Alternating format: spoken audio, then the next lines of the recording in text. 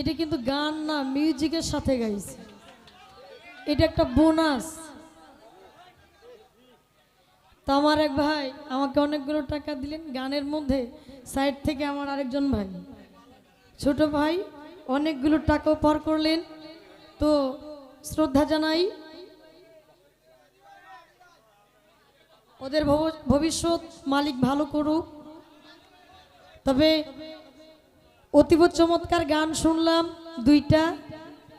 তো গানের পিছনে গান গাইতে হবে, গাইতে হয়, ইহাই সুন্দর।